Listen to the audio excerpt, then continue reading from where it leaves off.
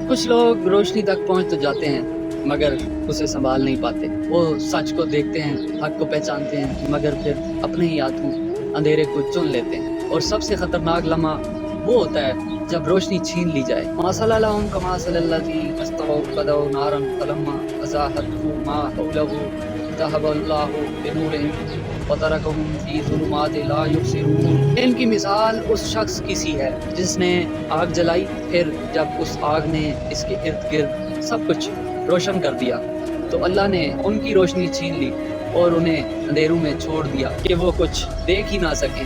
یہ ان لوگوں کی مثال ہے جنہیں حق کی روشنی ملی، قرآن ملا، ہدایت ملی، سچ ان کے سامنے آیا مگر انہوں نے اس روشنی کی قدر نہ کی۔ وہ زبان سے ایمان لائے مگر دل سچ کے ساتھ کھڑا نہ ہو سکا۔ پھر ایک وقت آیا کہ روشنی تو باقی رہی مگر دیکھنے والی آنکھ نہ رہی، اور یہی سب سے خطرناک اندھیرا ہے۔ کیا کبھی ایسا ہوا ہمیں سچ سمجھ آ گیا ہو مگر ہم نے پھر بھی اپنی خواہشات کو چن لیا ہو؟ کیا کہیں ایسا تو نہیں کہ روشنی ہمارے سامنے ہو مگر ہمارے دل اندھیرے کے عادی ہو چکے ہوں؟ اندھیرا ہمیشہ روشنی نہ ہونے سے نہیں آتا، کبھی کبھی روشنی کی ناقدری بھی انسان کو اندھا کر دیتی ہے۔ اور یاد رکھو، جب اللہ روشنی چھین لے تو پھر کوئی راستہ نظر نہیں آتا۔